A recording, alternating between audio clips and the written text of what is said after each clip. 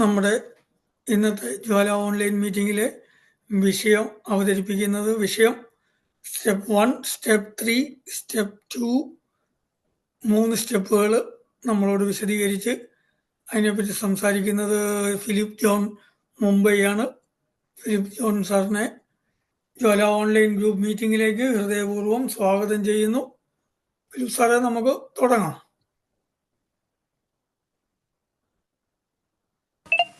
നമസ്കാരം, good evening. എൻ്റെ പേര് ഫിലിപ്പ് എന്നാണ്.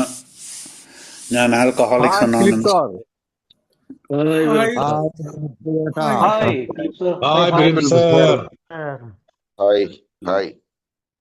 ഹലോ, ഞാൻ ആൽക്കഹോളിക്സ് അനോണിമസിന്റെ ഒരു അംഗമാണ്. നിങ്ങളെ ഈ വേദിയിൽ വിളിച്ച് നിങ്ങൾക്കൂടെ ഈ സ്റ്റെപ്സ് 1, 2 and 3 പറ്റി സംസാരിക്കാൻ തന്നെ അവസരത്തിനായിട്ട് വളരെ നന്ദി, പ്രത്യേകിച്ച് രാംചേട്ടനോട്. ഞാനിപ്പം പലപ്പോഴായിട്ട് നിങ്ങളുടെ ഗ്രൂപ്പിൽ വന്നിട്ടുണ്ട്.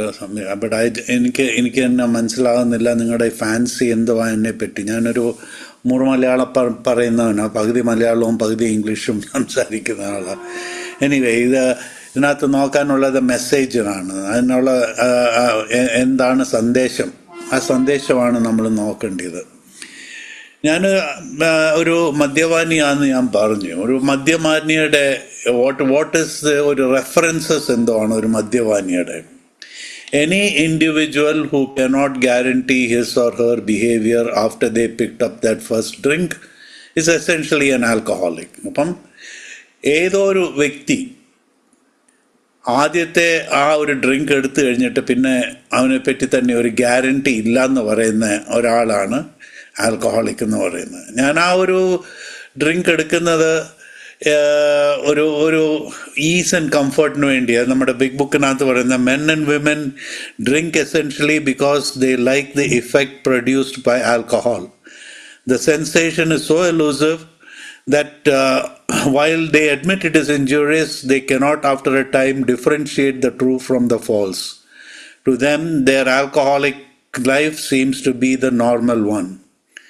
They are irritable, restless and discontented unless they can experience that sense of ease and comfort that comes by taking that few drinks.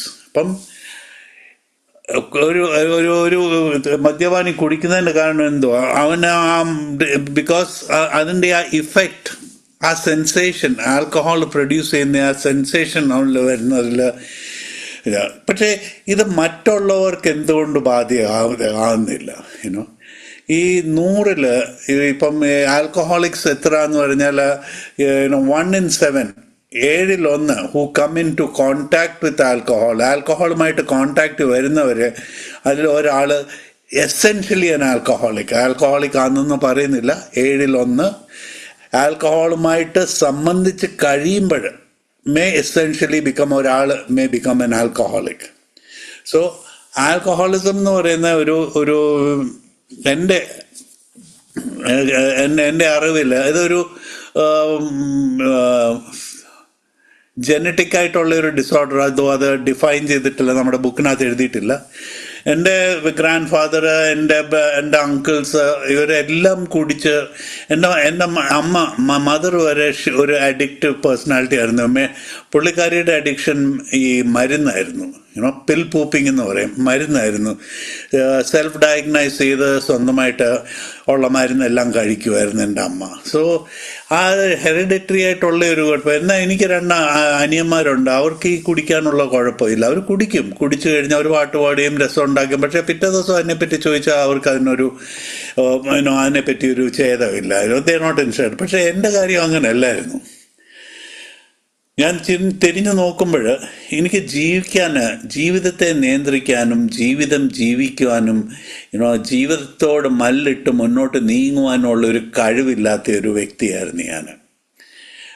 ചെറുപ്പം തൊട്ടേ മദറിൻ്റെയും ബാക്കിയുള്ളവരുടെയും പ്രൊട്ടക്ഷനിലായിരുന്നു. എന്ന് വെച്ചാൽ ബാക്കിയുള്ളവരൊക്കെ വിജയിച്ചും ഒക്കെ പോകുന്നിടത്ത് ഞാനൊരു കോംപ്ലക്സ്ഡ് ആയിട്ടുള്ളൊരു ഇൻഡിവിജ്വലായിരുന്നു. മറ്റുള്ളവരുടെ മുന്നിൽ ഇൻഫീരിയോറിറ്റി കോംപ്ലക്സ്. പിന്നെ ബുക്കിനകത്ത് പറയുന്ന ശാരീരികവും മാനസികവുമായിട്ട് ഞാൻ മറ്റുള്ളവരുമായിട്ട് വ്യത്യസ്തമായിരുന്നു. സോ ഞാൻ നോർമലായിട്ടുള്ള ഒരു ജീവിതം, ഒരു നോർമലായിട്ടുള്ള ഒരു സൃഷ്ടി അല്ലായിരുന്നു എന്നുള്ളത് ഞാൻ മനസ്സിലാക്കണം. ഇത് ആൽക്കഹോളിസം എന്ന് പറയുന്നത് അതൊരു ഡിസീസാണ്. ഡിസ്ഈസ് എന്ന് വെച്ചാൽ ഞാൻ സ്വസ്ഥതയിലല്ലെന്നുള്ളതാണ് ഡിസീസിൻ്റെ മീനിങ്. എന്നപ്പോൾ എൻ്റെ മനസ്സിനൊരു സ്ഥിരതയില്ലായിരുന്നു. ഞാൻ ജനിച്ചപ്പം തൊട്ടേ, എനിക്ക് അറിവുള്ളപ്പം തൊട്ടേ ഒരു എന്ത് വേണം എനിക്കൊന്നും എനിക്കറിയില്ല, എന്നാൽ എല്ലാം വേണം താനും. എനിക്ക് മറ്റുള്ളവരിൽ നിന്ന് ഭയങ്കര പ്രതീക്ഷകളായിരുന്നു. ഞാൻ മറ്റുള്ളവരെ പ്രീതിപ്പെടുത്താൻ എന്തു വേണേലും കാണിക്കുമായിരുന്നു. അത് കിട്ടാത്തപ്പം എനിക്ക് വളരെ സങ്കടമുള്ള കാര്യങ്ങളായിരുന്നു. അതെല്ലാം മനസ്സുകൊണ്ട് ഞാൻ ഇമോഷണലായിട്ട് ഞാൻ വളരെ വണറബിൾ എന്ന് പറഞ്ഞാൽ ഇമോഷൻസിനെ എനിക്ക് ഹാൻഡിൽ ചെയ്യാൻ അറിയത്തില്ല. സോ അത് കാരണം കൊണ്ട് ഹൈപ്പർ സെൻസിറ്റീവ് ആയിരുന്നു. ദേഷ്യം വരുന്നത് ഒരു ഞൊടി എടുക്കുന്നതിന് മുമ്പേ ദേഷ്യം വല്ലതും പറഞ്ഞ് അതിന്. സോ ഒരു വിധത്തിൽ കൂടെ നോക്കുമ്പം ജീവിതം സാധാരണപ്പെട്ടവർ നേരിട്ടുകൊണ്ട് പോകുന്ന പോലെ എനിക്ക് നേരിട്ട് മുന്നോട്ട് കൊണ്ടുപോകാൻ ഒക്കാനില്ലായിരുന്നു. എനിക്കത് സാധിക്കില്ലായിരുന്നു. സ്കൂളിൽ വെച്ച് തന്നെ എൻ്റെ ഓർമ്മയിൽ എനിക്ക് ഈ ലേണിംഗ് ഡിസോർഡർ ഉണ്ടായിരുന്നു. ഡിസ്ലെക്സിയ എന്ന് പറയും. ആ ഡിസ്ലെക്സിക്കായിരുന്നു. ഇപ്പോൾ ക്ലാസ്സിൽ ഇരിക്കാൻ എനിക്ക് വലിയ പ്രയാസമുള്ള കാര്യം എന്ന് വെച്ചാൽ എന്നോട് വായിക്കാൻ പറഞ്ഞാലോ ഞാൻ വായിക്കുന്നത് കണക്ഷൻ ഇല്ലാതായിരുന്നു വായിക്കുന്നത്. എനിക്ക് ആ വേർഡ്സ് മുൻപും പിമ്പുമായിട്ടുള്ള ആ ഒരു റേഷ്യോ, ആ പ്രൊനൗൺസിയേഷൻ ശരിയാകത്തില്ലായിരുന്നു. അപ്പം ക്ലാസ് കട്ട് ചെയ്യാൻ തുടങ്ങി. അപ്പം ക്ലാസ് കട്ട് ചെയ്തതിൻ്റെ ഇടയ്ക്ക് ഒരു ദിവസം വേറെ കൂട്ടുകാരുടെ കൂടെ ഞാൻ വളർന്നത് എമർജൻസിയുടെ ടൈമിലായിരുന്നു. എമർജൻസി മൊറാർജി ദേശായി പ്രൊഹിബിഷൻ കൊണ്ടുവന്നയൊക്കെ സമയത്ത് അപ്പം എല്ലാവരും പോയി കട്ട് കുടിക്കുമായിരുന്നു. അങ്ങനെ ഞാനും പോയി കട്ട് കുടിക്കാൻ തുടങ്ങി. ഞാൻ ആ കുടി തുടങ്ങി എനിക്ക് ഒരു 12-13 വയസ്സ് കാണും ആ ഒരു സമയത്ത്. അതുവരെയൊക്കെ എങ്ങനെ തട്ടി നീക്കി മുന്നോട്ട് പോയെന്ന് ചോദിച്ചാൽ വളരെ പ്രയാസമായിരിക്കും അത് പറയാൻ. പക്ഷേ എനിക്ക് ഇത്രമാത്രം എനിക്കറിയായിരുന്നു. എൻ്റെ ഇൻഫീരിയോറിറ്റി കോംപ്ലെക്സ്, എൻ്റെ പേഴ്സണാലിറ്റി ഡിസോർഡർ, എനിക്ക് മറ്റുള്ളവരെ പോലുള്ള മറ്റുള്ളവരെ പറ്റിയുള്ള മതിപ്പ്, എന്നെ പറ്റി തന്നെയുള്ള ഒരു മതിപ്പ്, പേടി. എൻ്റെ ജീവിതം നിയന്ത്രിച്ചിരുന്നത് പേടിയായിരുന്നു, ഭയങ്കര പേടിയായിരുന്നു.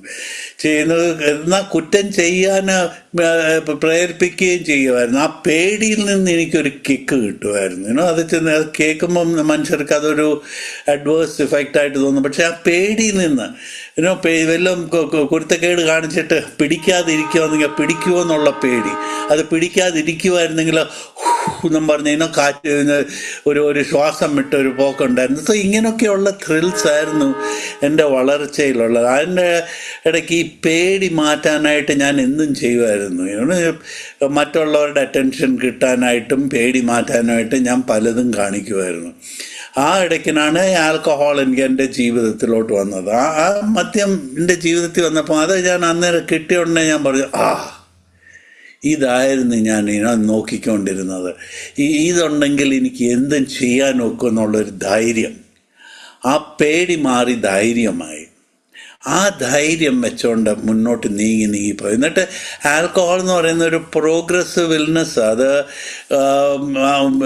ആദ്യം തുടങ്ങിയത് ഒരു ചെറിയ ഡ്രിങ്കിലായിരുന്നു. ഒരു കുപ്പിയുടെ ക്യാപ്പിനകത്ത് ഇട്ടിട്ട് അത് ഞാൻ കുടിച്ചതാണ്. അത് കഴിഞ്ഞ് കുപ്പിയുടെ ക്യാപ്പ് കഴിഞ്ഞിട്ട് ഒരു ചെറിയ പെഗ് മാറി ഒരു ഫുൾ പെഗ്ഗായി, പിന്നെ ഒരു ക്വാർട്ടർ ബോട്ടിൽ പിന്നെ ഹാഫ് ബോട്ടിൽ കഴിഞ്ഞ് പിന്നെ അത് ഫുൾ ബോട്ടിൽ പിന്നെ കുടിക്കുന്നതിനൊരു കണക്കില്ലാതായി. രാവിലെ രാത്രി കുടിക്കുന്നത് അത് പിന്നെ ഉച്ചയ്ക്കോട്ട് നീങ്ങി. ഉച്ചയ്ക്ക് ഇത് ശരിയാകാതെ വന്നപ്പം രാവിലെ അപ്പം 24 മണിക്കൂറും കുടിക്കുമായിരുന്നു. So total dependency. ആരാണ്ടിൻ്റെ മുമ്പ് പറഞ്ഞ പോലെ ഞാൻ ഇതിനൊരു അടിമയായിപ്പോയി. ആൽക്കഹോൾ ഇല്ലാതെ ഒരു ജീവിതം എനിക്ക് സങ്കല്പിക്കാൻ വയ്യായിരുന്നു. അത്രയ്ക്കങ്ങ് പോയി. എനിക്ക് എന്നെപ്പറ്റി തന്നെയുള്ള ബഹുമാനവും എന്നെപ്പറ്റി തന്നെയുള്ള മാനവും എല്ലാം പോയി. എങ്ങനെയും ഓരോ ദിവസങ്ങൾ തള്ളി നീക്കണമെന്നുള്ള ഒരു കാര്യം മാത്രമേ ഉള്ളൂ. എന്നാൽ മരിക്കാനൊക്കോ അതും പറ്റത്തില്ല, ജീവിക്കാനൊക്കോ അതും വയ്യ. ആ ഒരു catch-22 സിറ്റുവേഷനിലാണ് ഞാൻ വന്ന് നിന്നത്. അവിടെ നിന്ന് ഞാൻ മുന്നോട്ട് എങ്ങോട്ട് പോകണം, എങ്ങനെ ചെയ്യണം, എന്ത് ചെയ്യണമെന്ന് അറിയത്തില്ല. എൻ്റെ വിദ്യാഭ്യാസം നിന്നു, എൻ്റെ വീട്ടിലെ കാര്യങ്ങളെല്ലാം ഗോൾമാലായി.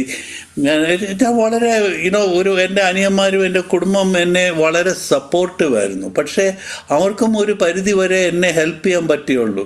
കാരണം എനിക്ക് തന്നെ മനസ്സിലാകുന്നില്ലായിരുന്നു എനിക്ക് എന്ത് പറ്റുന്നെന്നുള്ളത്.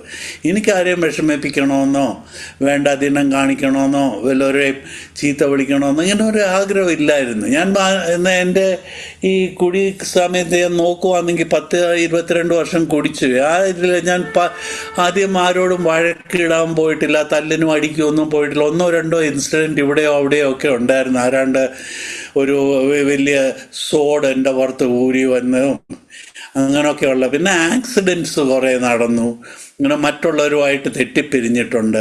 ഇങ്ങനെയൊക്കെയുള്ള ഒരു ചെറിയ കാര്യങ്ങളല്ല ഉള്ളായിരുന്നു. പക്ഷേ ആ ചെറിയ കാര്യം ഒരു ആൽക്കഹോളിക്കിന് ഒരു വൻ സംഭവമാണ്. എന്ന് വെച്ചാൽ അത് മതി എനിക്ക് അതിനെ ഓർത്ത് ചിന്തിച്ച് മനസ്സ് പുണ്ണാക്കി പോയി ഒരു ഗ്ലാസ് എടുക്കാൻ. എൻ്റെ കാരണം ഇതും അതല്ലായിരുന്നോ. റിസെൻറ്റ്മെൻ്റ് എന്ന് പറയും, ആ ഒരു ദേഷ്യം ഞാൻ സങ്കല്പിച്ച് എൻ്റെ മനസ്സിൽ കൊണ്ട് നടക്കും. ആ കൊണ്ട് നടക്കുന്നതിന് കാരണം എന്ന് വെച്ചാൽ അതെന്നെ കുടിക്കാൻ പ്രേരിപ്പിക്കുമായിരുന്നു. സോ റിസെൻറ്റ്മെൻറ്റ്, ആങ്കർ, ഫിയർ, മറ്റുള്ളവർക്ക് ചെയ്യുന്ന ദ്രോഹം, ഇതൊക്കെയാണ് എൻ്റെ മെയിനായിട്ടുള്ള ഐറ്റംസ്. ഞാൻ ജീവിക്കാൻ യൂസ് ചെയ്ത ഈ ഐറ്റംസ് ഇതൊക്കെയാണ്. അതിനാണ് പറയുന്നത്, ബുക്കിനകത്ത് എഴുതിയിരിക്കുന്നത് ഇറിറ്റബിൾ, റെസ്റ്റ്ലെസ്, ഡിസ്കണ്ടൻറ്റഡ് എന്ന് വെച്ചാൽ എൻ്റെ സ്റ്റേറ്റ് ഓഫ് മൈൻഡ് ഒരിക്കലും ഒരു സ്വസ്ഥതയില്ലാത്ത ഒരു മനസ്സായിരുന്നു. ഇറിറ്റബിൾ, എപ്പോഴും ശാഠ്യം, റെസ്റ്റ്ലെസ്,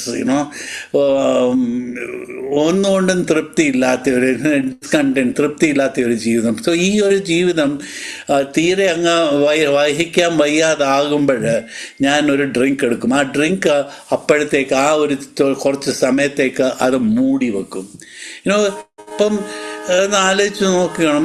ആ ഒരു പ്രായം 10-22 കൊല്ലം എന്തും വേണ്ടി ത്യാഗം അനുഭവിച്ചിട്ട് ആ ഒരു ആൽക്കഹോളിക്ക് ജീവിക്കുന്നത്. നോക്കുന്നവർക്ക് ഒരു ആൽക്കഹോളിക്ക് ഒരു അഹങ്കാരി, തെമ്മാടി, പോക്രി എന്ത് വേണേലും വിളിക്കാം. പക്ഷേ അവനിൽ തന്നെ കുടിച്ച് മരിക്കുന്നത് അവനറിയാം. അവനെ തന്നെ ഒന്ന് സഹായിക്കാൻ ഒക്കുന്നില്ല.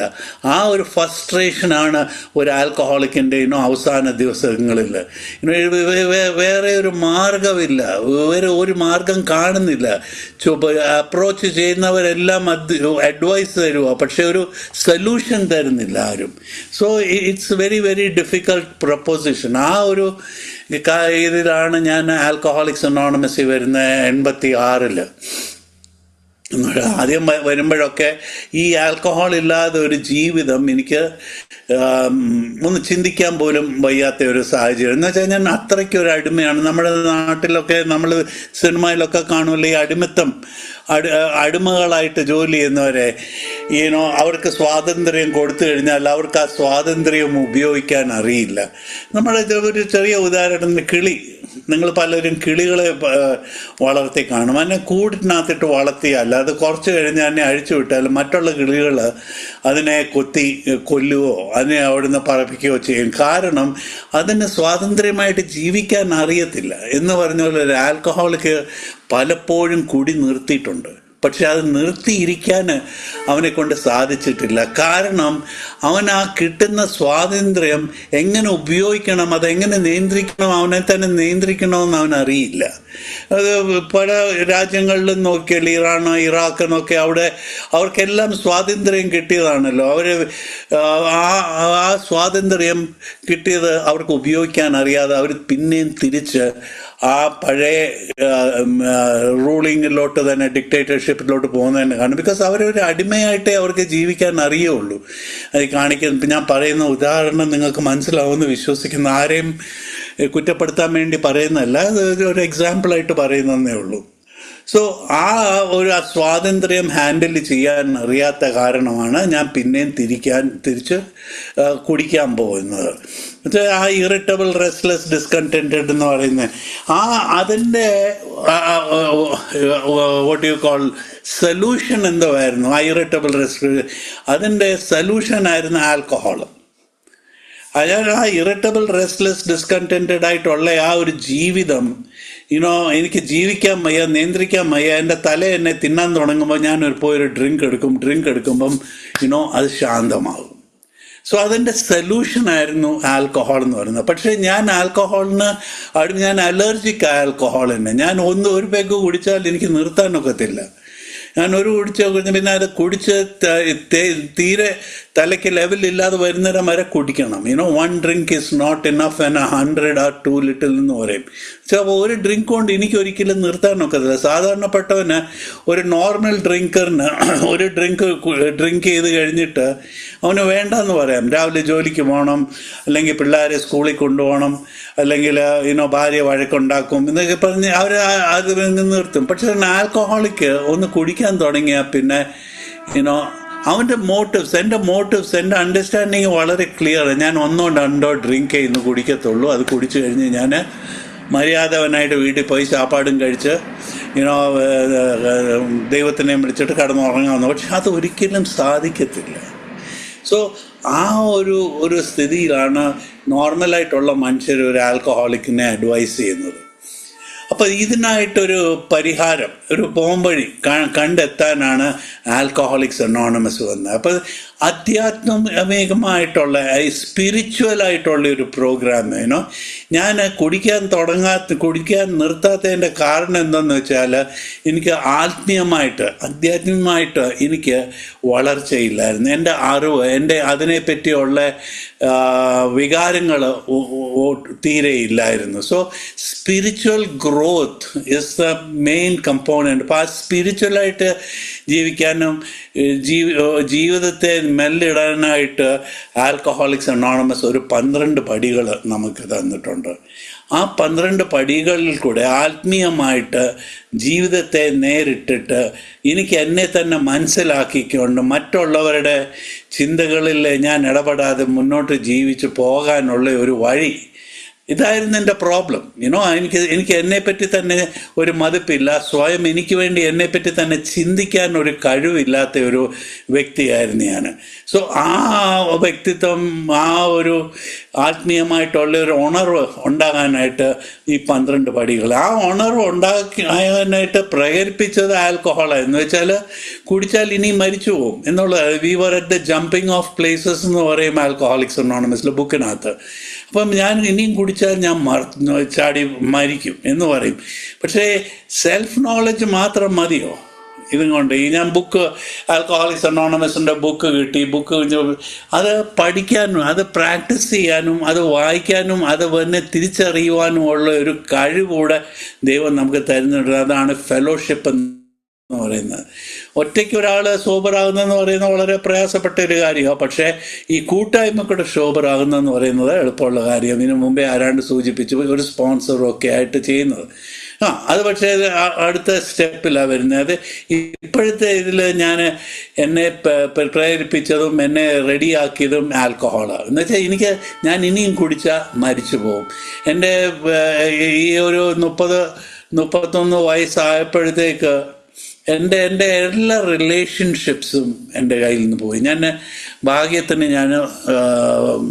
കല്യാണം കഴിച്ചിട്ടില്ലായിരുന്നു, സംബന്ധം ചെയ്തിട്ടില്ലായിരുന്നു. അതുകൊണ്ട് ആ ഒരാളുടെ ജീവിതം നശിപ്പിക്കാതെ കഴിച്ചുകൂട്ടി. പക്ഷെ എന്നാലും അത് നിർത്തിക്കഴിഞ്ഞിട്ടും ഒരു ഉന്മേഷണമില്ലാത്ത ഒരു ജീവിതമായിരുന്നു. ഞാൻ ആദ്യം കുറച്ച് നാൾ കുടിക്കാതിരുന്നു. പക്ഷേ കുടിക്കാതിരുന്നുകൊണ്ട് മാത്രം കാര്യമായോ? ഒരു സന്തോഷപ്പെട്ട ഒരു ഫലപ്രദമായ ഒരു ജീവിതമില്ലെങ്കിൽ അതിനൊരു രസമില്ല. അപ്പം ആൽക്കഹോളിക്സ് അനോണിമസിൻ്റെ ആദ്യത്തെ സ്റ്റെപ്പാണ് നമ്മളെ പ്രേരിപ്പിക്കുന്നത്. ഈ 12 സ്റ്റെപ്പിൽ ആദ്യത്തെ 3 സ്റ്റെപ്പിനെ പറ്റിയാണ് നമ്മൾ ചർച്ച ചെയ്യാൻ പോകുന്നത്. അപ്പം എയിൽ വന്നു കഴിഞ്ഞ് പറഞ്ഞാൽ powerless over alcohol, my life is unmanageable. Personal, എൻ്റെ സ്വയം പവർലെസ്നെസ്, ബലഹീനത, ആൽക്കഹോളിൻ്റെ മുന്നിലുള്ള ബലഹീനത. ഇതിപ്പം ഞാൻ ഈ ഫസ്റ്റ് സ്റ്റെപ്പിനകത്ത് 2 പാർട്ടായിട്ടാണ് ഉള്ളത്. I M powerless over powerless over alcohol, പിന്നെ ഒരു ചെറിയ അപ്പോസ്ട്രോഫി ഉണ്ട്. മൈ ലൈഫ് ഇസ് അൺമാനേജബിൾ, എൻ്റെ ജീവിതം എനിക്ക് നിയന്ത്രിക്കാനൊക്കത്തില്ല എന്നുള്ള ആ ഒരു 2 സ്റ്റെപ്പിൽ. അപ്പം നോക്കുമ്പോൾ പവർലെസ് ഓവർ ആൽക്കഹോൾ ആണ് എൻ്റെ വാട്ട് യു കോൾ എന്നെ നശിപ്പിച്ചത്. ആൽക്കഹോളാണ് എന്നെ നശിപ്പിച്ചത്. ഞാൻ അതിൻ്റെ ഒരു വിക്റ്റമാണ്, ഞാൻ അതിൻ്റെ ഒരു അടിമയാണ്, എൻ്റെ ജീവിതം അസ്തവസ്തമാണെന്നാണ് പറയുന്നത്. പക്ഷെ ആക്ച്വലി നോക്കുവാണെങ്കിൽ എൻ്റെ ജീവിതം അസ്തവസ്തമായ കാരണമാണ് ഞാൻ കുടിച്ചത്.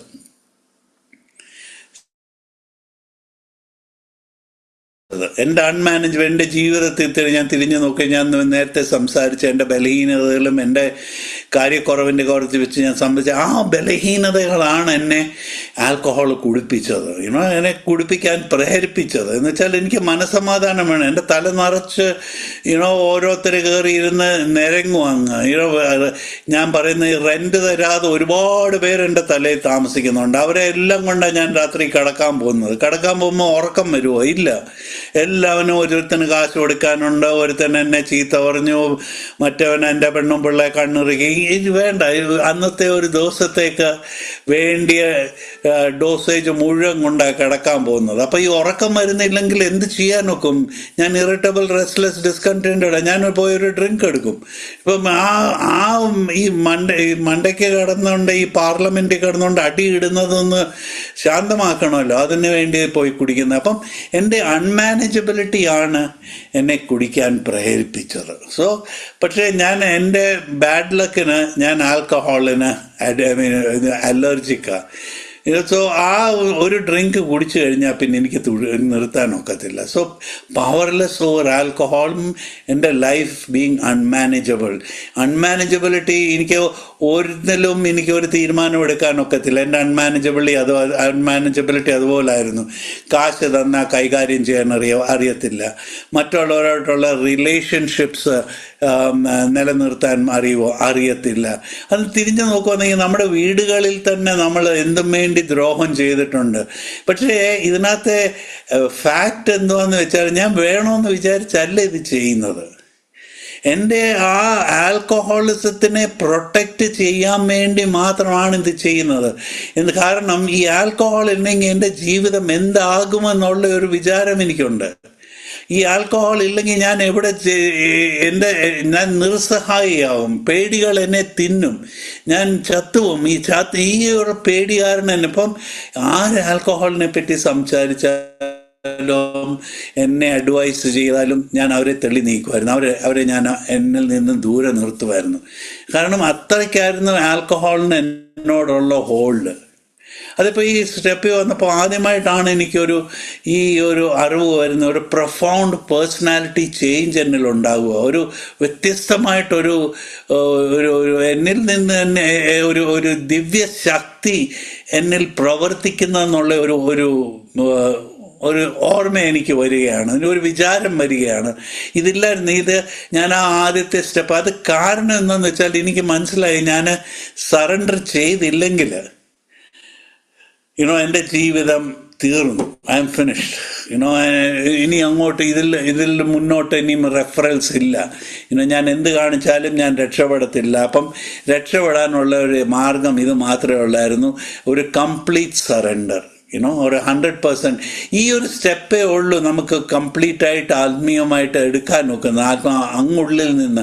അത് അങ്ങുള്ളിൽ നിന്ന് എടുത്തില്ലെങ്കിൽ ഇത് ഇവിടെ അവിടെ ആയിട്ട് പിന്നെയും പ്രോബ്ലംസ് ഉണ്ടാക്കും. അതുകൊണ്ട് ഈ ആദ്യത്തെ പഴി ചെയ്യുന്നവർ ഒന്ന് സൂക്ഷിച്ച് നമ്മുടെ ബലഹീനതകളും നമ്മുടെ അറിവുകേടും നമ്മുടെ വിചാരങ്ങളെ പറ്റിയൊക്കെ ഒരു രൂപം എടുത്തിട്ട് വേണം നമ്മൾ ഈ സ്റ്റെപ്പ് എടുക്കാൻ. ആത്മീയമായിട്ടുള്ളൊരു സ്റ്റെപ്പാണ്. നമ്മുടെ ഈ പ്രോഗ്രാം മുഴുവൻ ആത്മീയമായിട്ടുള്ളൊരു പ്രോഗ്രാമാണ്. അപ്പം ഞാൻ ഈ ആദ്യത്തെ സ്റ്റെപ്പ് എടുത്തു കഴിയുമ്പോൾ എന്നിൽ തന്നെ ഒരു പരിവർത്തനം ഉണ്ടാകുകയാണ്. ദർ ഇസ് എ ഡിഫറെൻ്റ്, ഒരു പ്രൊഫൗണ്ട് പേഴ്സണാലിറ്റി ചേഞ്ച് എന്നിൽ ഉണ്ടാകുകയാണ് ത്രൂ ആ ഡിവൈൻ, ഒരു ആത്മീയ ശക്തിയിൽ കൂടെ. ഞാനും പലരും എനിക്ക് വേണ്ടി ഈ ട്രൈ ചെയ്തിട്ടുള്ള എൻ്റെ കുടി നിർത്താനായിട്ട്. പക്ഷേ ആരെക്കൊണ്ടും സാധിച്ചില്ല. 10, 22, 23 കൊല്ലം കുടിക്കണമെന്ന് ഇതൊന്ന് ആലോചിച്ച് നോക്ക്. എത്ര കുടിച്ചെന്നുള്ള, എന്തും വേണ്ടി അനുഭവിച്ചെന്നുള്ളതാണ്. എന്നിട്ട് ഞാൻ എൻ്റെ കംപ്ലീറ്റ് നോട്ടം എന്തുമായിരുന്നു, ഇത് some day I will manage my alcohol. എങ്ങനെയും ഏതെങ്കിലും ഒരു ദിവസം ഞാൻ എൻ്റെ കുടിയെ ഞാൻ നിയന്ത്രിക്കുമോ എന്നുള്ളൊരു വിചാരത്തോടാണ് ഇന്നും ഞാൻ കുടിച്ചത്. സോ ആ നിയന്ത്രണം ഒരിക്കലും വന്നില്ല. ദാറ്റ് ആ നിയന്ത്രണം വരുമെന്ന് വിചാരിച്ച് മണ്ണടി കാവിച്ച് കാലം നീട്ടിയിരിക്കുന്ന മാതിരിയായി ഞാൻ. ആ ഒരു ഒരു ഒരു ഒരു അവസ്ഥയിൽ നിന്നാണ് ഒരു ദിവ്യശക്തി എന്നിൽ കൂടെ പ്രവർത്തിച്ച് എന്നിൽ ഒരു കംപ്ലീറ്റ് ഒരു വേറെ ഒരു ആറ്റിറ്റ്യൂഡ് എന്നിൽ, ഒരു പ്രൊഫൗണ്ട് പേഴ്സണാലിറ്റി ചേഞ്ച് എന്നിൽ ഉണ്ടാക്കുന്നത്. സോ ആ ഒരു അത്ഭുതമാണ് എൻ്റെ ജീവിതത്തിലെ ആദ്യത്തെ വലിയൊരു വെളിച്ചപ്പാട് എനിക്കുണ്ടാകുന്നത്. എനിക്ക് ഈ കുടി എനിക്കും നിങ്ങളുടെ കുടി നിർത്താൻ. ഞാൻ ആൽക്കഹോളിക്സ് അനോണിമസ് ഇപ്പോൾ ആദ്യം പോയ ക്ലാസ്സിൽ 10-45 പേരുണ്ടായിരുന്നു. എനിക്ക് ആദ്യം വിശ്വസിക്കാൻ വയ്യായിരുന്നു ഇവരെല്ലാം കൂടി നിർത്തിയിട്ടുള്ളവരാന്ന് വെച്ചാൽ ചിലരൊക്കെ ബീഡി മലിച്ചുകൊണ്ട് ബനിയനും ഇല്ലാതൊക്കെ ഇരിക്കുന്നുണ്ട്. പക്ഷെ അതിൻ്റെ ഇടയ്ക്ക് നല്ല ഡീസൻ്റായിട്ട് കാറിലൊക്കെ വന്നിറങ്ങി നല്ല ഇതിലുള്ള തുണിയിലൊക്കെ വന്നിരുന്ന് നല്ല ഇന്ത്യ കിങ്സൊക്കെ വലിച്ചുകൊണ്ടിരിക്കുന്ന മനുഷ്യരും ഉണ്ടായിരുന്നു. ഇപ്പോൾ ഇത് രണ്ടുപേരും മിക്സ് ആയിരുന്നു. അപ്പം എനിക്ക് തന്നെ ഇതിനെപ്പറ്റി എന്തോ വിചാരിക്കേണ്ടിയെന്നൊരു ഐഡിയ ഇല്ലായിരുന്നു. പക്ഷെ ഇവരെല്ലാം സോബറാന്ന് പറയുന്നത്. ആദ്യം ഞാൻ വിചാരിച്ചു ഇവരെ കളിയാക്കാൻ വേണ്ടി പറയുന്നതാ. ഈ മുന്നർ റോയിൽ ഇരിക്കുന്നവരാ സോബറാകാത്തവർ, ബാക്കിയുള്ളവരെല്ലാം സോബറായിട്ട് അല്ലെങ്കിൽ കുടി നമ്മളെ കളിപ്പിക്കാൻ വേണ്ടി വന്നിരിക്കുക എന്നുള്ള വിചാരമായിരുന്നു. പക്ഷേ ആ ആദ്യത്തെ ഒരു മാസം കഴിഞ്ഞു കൂടിയപ്പോൾ എനിക്ക് തന്നെ മനസ്സിലായി, ഇച്ചിരി പ്രയാസമായിരുന്നെങ്കിലും ഈ ഒരു മാസം ഞാൻ കുടിച്ചില്ല.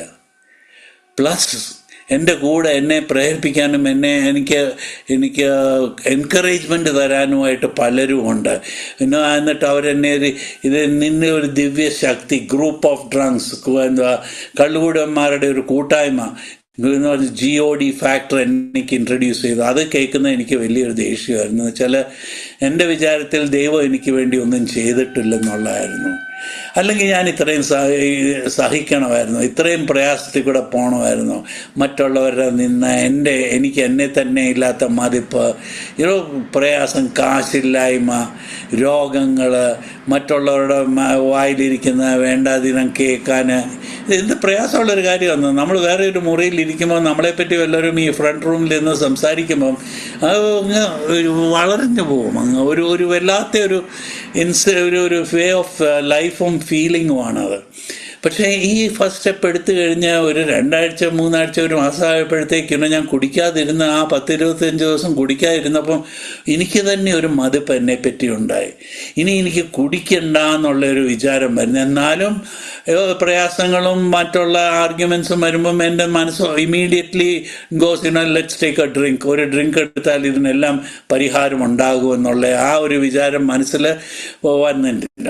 അത് കഴിഞ്ഞാണ് രണ്ടാമത്തെ പടിയിലോട്ട് പോയി. came to believe that a power greater than myself could restore me to sanity. എന്നിൽ കവിഞ്ഞ ഒരു ശക്തി എന്നെ സുബോധത്തിലേക്ക് തിരിച്ച് കൊണ്ടുവരുമെന്നുള്ള ഒരു വിശ്വാസം ആ ആദ്യത്തെ സ്റ്റെപ്പ് ചെയ്ത് കഴിഞ്ഞപ്പോൾ എനിക്കുണ്ടായി.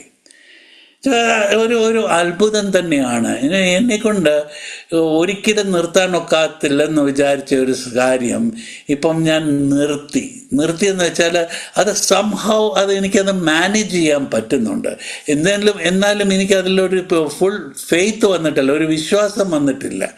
എങ്കിലും അതാണ് പറയുന്നത്, സെക്കൻഡ് സ്റ്റെപ്പിൽ പറയുന്ന എന്നിൽ കവിഞ്ഞ ഒരു ശക്തിയുടെ സഹായം എനിക്ക് വേണമെന്നുള്ളത്. ആ ഒരു ശക്തിയുടെ സഹായം ഉണ്ടെങ്കിലേ എന്നെ സുബോധത്തിലേക്ക് തിരിച്ച് കൊണ്ടുവരത്തുള്ളൂ. സുബോധം ഏത്? ആൽക്കഹോളിൽ നിന്ന് വിടുതൽ കിട്ടാനുള്ള സുബോധം. ആൽക്കഹോൾ അല്ലായിരുന്നു എൻ്റെ പ്രോബ്ലം, എൻ്റെ അൺമാനേജബിലിറ്റി ആയിരുന്നു എൻ്റെ പ്രോബ്ലം. എനിക്കത് മനസ്സിലാക്കി തരാൻ ആ സുബോധം തന്നത് ഈ രണ്ടാമത്തെ പടി കൂടെ. came to believe. ഞാൻ വിശ്വാസത്തിലേക്ക് വന്നു. I came to believe. 3 സ്റ്റേജസിലാണ് നമ്മുടെ വിശ്വാസം വളരുന്നത്. ഞാൻ വന്നു, ഞാൻ വന്നിരുന്നു, and I came to believe. ഞാൻ വിശ്വാസത്തിലേക്ക് വന്നു. സോ ഞാൻ ഒരു വിശ്വാസിയാകുകയാണ്. ഞാനൊരു ആ ഒരു കാലഘട്ടത്തിൽ അതൊന്നും തോന്നിയില്ല വിശ്വാസിയാകുക. ഞാൻ കുടിക്കാതിരിക്കുന്നു, പിന്നെ ബാക്കിയുള്ളവരുടെ ഇടയ്ക്ക് ഒന്ന് ഷൈൻ ചെയ്യാൻ നോക്കുന്നു. വീട്ടിൽ ഞാൻ കൂടി നിർത്തി ഏതാണ്ട് വലിയ ആനക്കാര്യം കാണിച്ച പോലെ ഞാൻ ഏതാണ്ട് നൊബേൽ പ്രൈസ് മേടിക്കാൻ പക്ഷെ ഒരു ആൽക്കഹോളിക്കിന് അത് അങ്ങനെ തോന്നുന്നത് വാസ്തവം. എന്ന് വെച്ചാൽ മരിക്കാൻ കടന്ന ഒരു വ്യക്തിയാണ്, ഇപ്പം എണ്ണീച്ച് നടക്കുന്നു, സുബോധത്തോട് ചിന്തിക്കാൻ അറിയത്തില്ല. ആ ചിന്തയാണ്, ആ ചിന്തിക്കാനുള്ള ഒരു വഴിയാണ് ഈ സ്റ്റെപ്സിൽ കൂടെ ഞാൻ പഠിക്കുന്നത്. അപ്പോൾ ആദ്യത്തെ സ്റ്റെപ്പിൽ തന്നെ അതൊരു താഴ്മയുടെയോ വിനയത്തിൻ്റെ സ്റ്റെപ്പ്. അപ്പോൾ ഞാൻ ആൽക്കഹോളിൻ്റെ മുന്നിൽ ഞാൻ കൈകൂപ്പി ഞാൻ സമ്മതിച്ചു. അപ്പം രണ്ടാമത്തെ പടി ഞാൻ വരുമ്പോൾ ഞാൻ പറയുവാണ്, എന്നിൽ കവിഞ്ഞൊരു ശക്തിയുടെ സഹായം കൊണ്ടേ എനിക്ക് ഈ കുഴി നിർത്താനൊക്കത്തുള്ളൂ. I came to believe a power greater than myself could restore me to sanity. Restoring me to sanity. എന്നെ സുബോധത്തിലേക്ക് തിരികെ കൊണ്ടുവരാൻ പറ്റത്തുള്ളൂ. അപ്പം ഞാൻ എന്നോട് തന്നെ ചോദിക്കുന്ന ഒരു ചോദ്യം, അപ്പം ഞാൻ ഭ്രാന്തനായിരുന്നോ? ഞാൻ സുബോധത്തോടല്ല എൻ്റെ ജീവിതം ജീവിച്ചത്. നമ്മുടെ ജീവിതങ്ങളെ ഒരു താള് മറിച്ച് ഒന്ന് തിരിഞ്ഞു നോക്കുവാണെങ്കിൽ നമുക്ക് സുബോധത്തോടായിരുന്നോ? ഒരു ലക്കം കാണും ഇല്ലാത്തൊരു ജീവിതമല്ലായിരുന്നോ?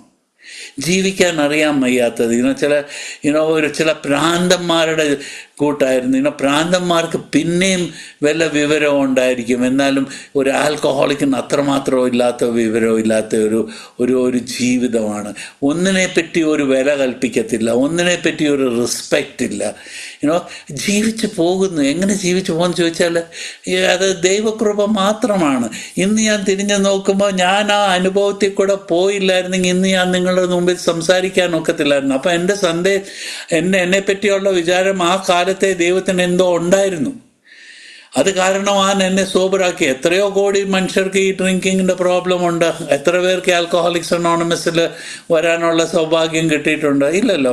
വളരെ വളരെ ചുരുക്കമായിട്ടുള്ളവർക്കേ ഉള്ളൂ. അപ്പോൾ അതിലൊന്ന് ഞാനാകുമ്പോൾ അത് തന്നെ ഞാൻ ചിന്തിക്കുമ്പം ഒരു വലിയൊരു റിലീഫ് പോലെ, ഒരു വലിയൊരു സാറ്റിസ്ഫാക്ഷനാണ്. ഞാൻ സ്പെഷ്യലാണെന്നുള്ളത്. ദൈവം എന്നെ സ്പെഷ്യലായിട്ട് സൃഷ്ടിച്ചതാണ്. ദൈവം എന്നെ സൃഷ്ടിച്ചപ്പോൾ ദൈവം ഒരു മാസ്റ്റർ പീസ് ആണ് ഉണ്ടാക്കിയത്. ദൈവം ഒരു വ്യക്തിത്വമുള്ള ഒരു സൃഷ്ടിയാണ് സൃഷ്ടിച്ചത്. അത് പക്ഷെ ഞാൻ ആ സൃഷ്ടിയെ ഇഷ്ടപ്പെടാതെ അതിനെ കുറ്റം കണ്ടുപിടിച്ച് ഇതൊക്കെ ചെയ്യുന്ന ആ ഒരു പണിയായിരുന്നു എനിക്ക്. ഇന്ന് പക്ഷേ ഞാൻ തിരിഞ്ഞു നോക്കുമ്പം ആ ഒരു കാലഘട്ടത്തിൽ കൂടെ ഞാൻ നടന്നു പോയില്ലായിരുന്നെങ്കിൽ എനിക്ക് എന്നെപ്പറ്റി തന്നെ അറിയുവാനുള്ള കഴിവും കുടി നിർത്താനുള്ള സാഹചര്യം ഒന്നും ഉണ്ടാകത്തില്ലായിരുന്നല്ലോ. അപ്പം ഞാൻ അനുഭവിക്കേണ്ടതെല്ലാം അനുഭവിച്ചെങ്കിലേ ഞാൻ ആയിരിക്കുന്നിടത്ത് ആകാനൊക്കത്തുള്ളൂ എന്നുള്ള ഒരു മതിപ്പ് ഇപ്പം ജീവിതത്തിൽ വന്നിട്ടുണ്ട്. അപ്പം രണ്ടാമത്തെ പടിയിൽ ഐ കേം ടു ബിലീവ്, ഞാൻ ആ വിശ്വാസത്തിലേക്ക് വന്നാണ് ദാറ്റ് എ പവർ, എന്നിൽ കവിഞ്ഞ ഒരു ശക്തി എന്നെ സുബോധത്തിലേക്ക് തിരികെ കൊണ്ടുവന്നു. നമ്മൾ ആ ഓരോരുത്തരും നമ്മുടെ ജീവിതത്തിൽ തിരിഞ്ഞു നോക്കുകയാണെങ്കിൽ ഇപ്പം ചിലർ ഒരു ദിവസം സോബറാ, ചിലർ 10 വർഷം സോബറാ, ചിലർ 8 മാസം സോബറാ. എല്ലാവരുടെയും സോബറായിട്ട് ഇന്നത്തെ കണ്ടിൻജൻറ്റ് മാത്രമേ ഉള്ളൂ. നാളെ എന്ത് നടക്കുമെന്ന് നമുക്കറിയത്തില്ല. പക്ഷേ ഇന്നത്തെ ദിവസം വെക്കുവാണെങ്കിൽ നമുക്ക് ഓരോരുത്തർക്കും ദൈവകൃപയുണ്ട് ഈ കൂട്ടായ്മയിൽ വന്ന് കൂടിയിരിക്കാൻ. അപ്പം എന്നെ സുബോധത്തിലോട്ട് കൊണ്ടുവന്നത് ഇവിടെ ഈ കൂട്ടായ്മയാണ്. ഈ ദിവ്യ ശക്തിയാണ് ഈ കൂട്ടായ്മയിലോട്ട് കൊണ്ടുവന്ന് സുബോധത്തോട് ജീവിക്കാനുള്ള ഒരു ജീവിതം എനിക്ക് കാണിച്ചു തരുന്നത്, എന്നെ പ്രേരിപ്പിക്കുന്നത്. എൻ്റെ ജീവിതത്തിൽ, എൻ്റെ കുടുംബത്തിൽ എനിക്ക് ഉള്ള റെസ്പെക്റ്റ്, എൻ്റെ സമുദായത്തിൽ എനിക്കുള്ള റെസ്പെക്റ്റ്, ഇതൊന്നും ഇല്ലായിരുന്നല്ലോ. അപ്പോൾ ഈ ഒരു 2-3 മാസം കഴിയുമ്പോഴത്തേക്ക് ഇതെല്ലാം പതുക്കെ തിരികെ വരും. പക്ഷെ ഈ പ്രോഗ്രാം നമ്മൾ ചെയ്തില്ലെങ്കിൽ പറ്റുന്ന കുഴപ്പം എന്താണെന്ന് വെച്ചാൽ ഞാൻ പിന്നെയും എൻ്റെ അഹങ്കാരവും എൻ്റെ ഈ മനസ്സില്ലായ്മയും ഒക്കെ കൂടെ പിന്നെയും എന്നെ കുടിക്കാൻ പ്രേരിപ്പിക്കും. അതുകൊണ്ട് I have to be very very careful. പലരും ഈ വന്നു കഴിഞ്ഞിട്ട് പറയും ഞാൻ സ്ലിപ്പായി, അയ്യോ ഞാൻ പോയി കുടിച്ചു. അതിന് കാരണം എന്തോ, എൻ്റെ ആത്മീയമായിട്ടുള്ള ജീവിതം ഞാൻ വികസിപ്പിച്ചിട്ടില്ല. ഈ ആത്മീയ ജീവിതം ഞാൻ വികസിപ്പിക്കുവാണെങ്കിലേ എനിക്ക് തൃപ്തിയോടെ എനിക്ക് സോബറായിട്ട് ജീവിക്കാനൊക്കത്തുള്ളൂ. എനിക്ക് മറ്റുള്ളവരുടെ ജീവിതവും മറ്റുള്ളവരുടെ കാര്യങ്ങളും ജീവിത കാര്യങ്ങളും ഉൾക്കൊള്ളാൻ പറ്റത്തുള്ളൂ.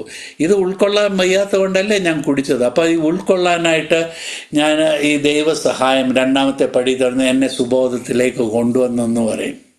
സോ അത് കഴിയുമ്പം അതുകൊണ്ട് നിർത്തി വെക്കുമോ? അപ്പം ഞാൻ അംഗീകരിക്കണ്ടേ ഈ ദൈവം എന്ന് പറയുന്ന ഒരു വ്യക്തിത്വം എന്ന് പറയുന്ന, അല്ലെങ്കിൽ ഒരു തോന്നലെന്ന് പറയുന്ന വളരെ അത്യാവശ്യമായിട്ടുള്ളൊരു കാര്യമാണ്.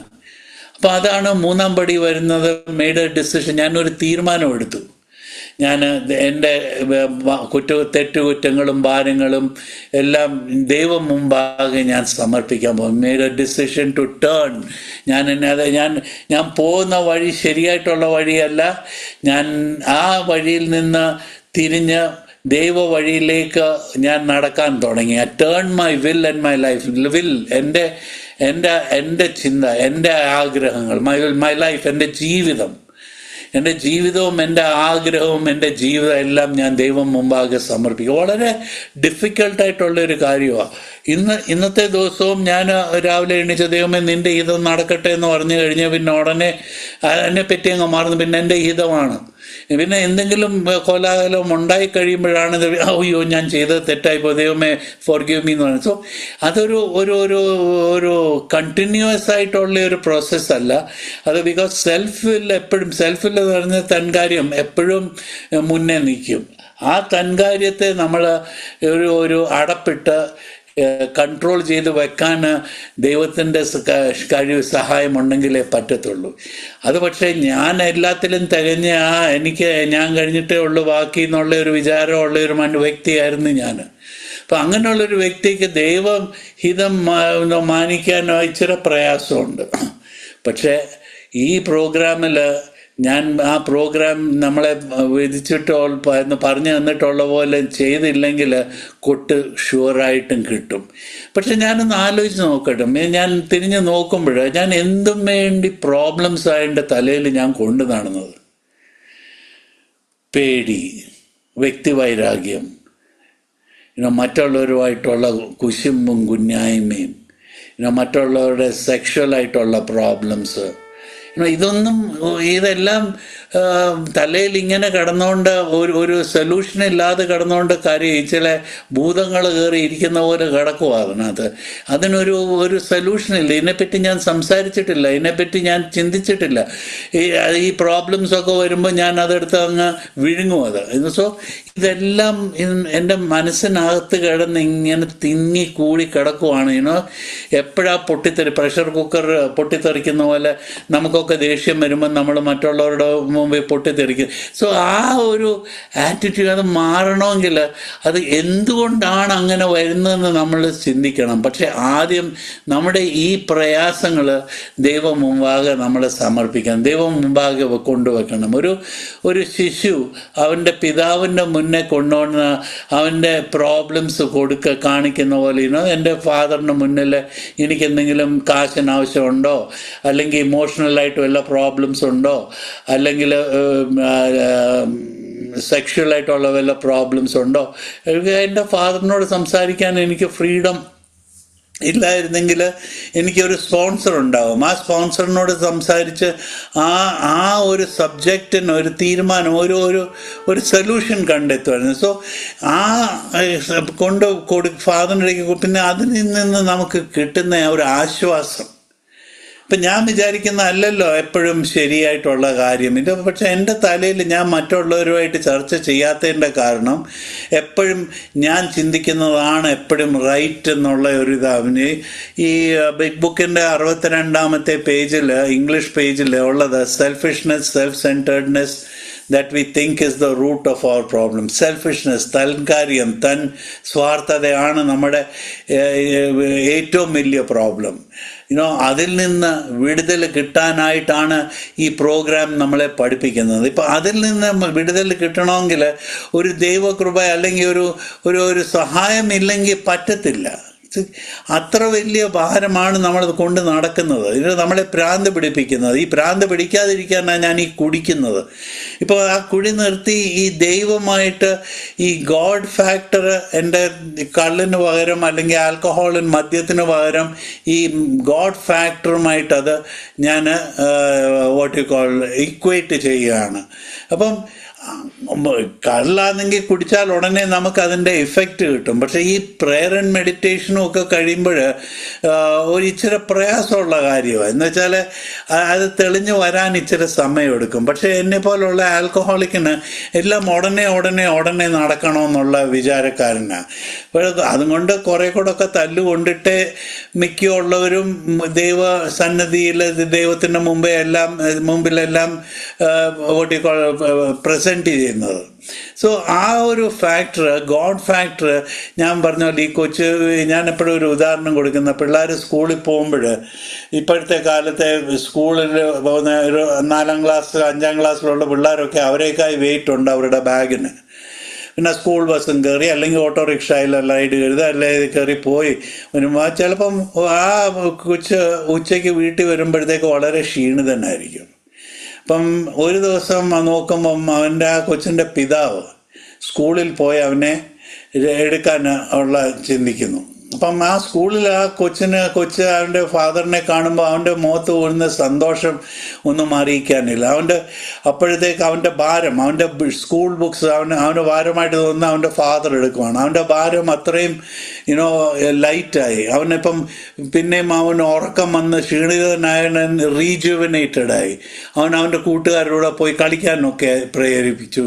സോ ആ ഒരു കാര്യം നമ്മുടെ ഈ 2-3 പടിയിൽ ദൈവം മുമ്പാകെ നമ്മുടെ പ്രയാസങ്ങളും നമ്മുടെ ഓരോ കാര്യങ്ങളും നമ്മൾ ദൈവത്തിൻ്റെ മുമ്പേ സമർപ്പിക്കുകയാണ്.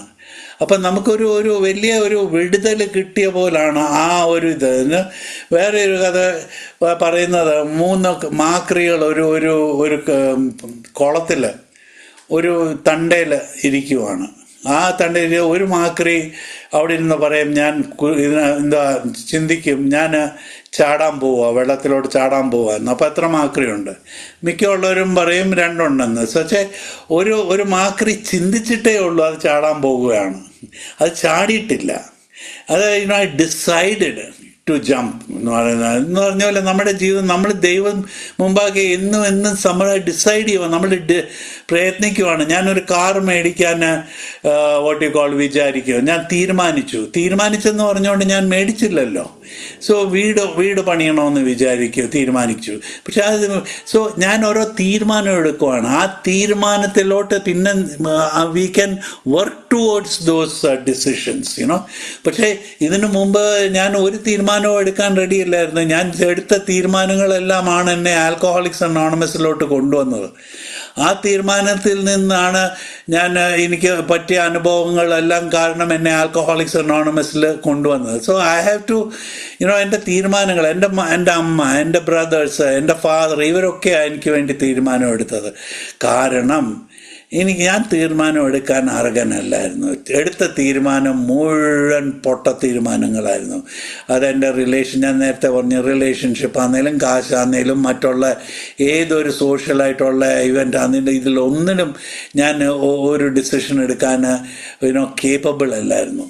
പക്ഷേ ഈ 3ാം പടി വന്നപ്പോഴത്തേക്ക് ഞാൻ ഓരോ തീരുമാനങ്ങൾ എടുത്ത് അത് നിവർത്തിക്കാനൂടെ എനിക്ക് ആ കഴിവുണ്ടായി. കാരണം മനസ്സിനൊരു സ്ഥിരത വന്നു പോയി 3ാം പടി വന്നപ്പോഴത്തേക്ക്. ഞാനല്ല ഈ ജീവിതം നിയന്ത്രിക്കുന്ന, എന്നിൽ കവിഞ്ഞൊരു ശക്തിയാണ് എന്നെ കൊണ്ട് ഈ ജീവിതം നിയന്ത്രിക്കുന്നത്. ഞാൻ കൂടെ ചെയ്യേണ്ടത് വിട്ടുകൊടുക്കുക. Let God. ഞാൻ വിട്ടുകൊടുത്തിട്ട് ദൈവം എൻ്റെ കാര്യങ്ങൾ നിവർത്തിക്കട്ടെ എന്നുള്ള ഒരു വിചാരം. അത് ആദ്യത്തെ പ്രാവശ്യം പറ്റത്തില്ല. ഈ സെൽഫിൽ പിന്നെയും വരും. പക്ഷെ അത് പ്രാക്ടീസ് കൂടെ നമുക്കത് നിറവേറ്റാൻ പറ്റും. സോ ഈ ആൽക്കഹോളിക്സ് അനോണിമസിൽ വന്നിട്ട് ഈ 3ാം പടിയിലൊക്കെ വന്നു കഴിയുമ്പോഴത്തേക്ക് ഒരു തൃപ്തിയാണ്, ഒരു പ്രത്യേക തര തൃപ്തിയാണ്. കാരണം ഈ ബുക്കിനകത്ത് എഴുതിയ പോലെ deep within every man, woman and child is the basic idea of God.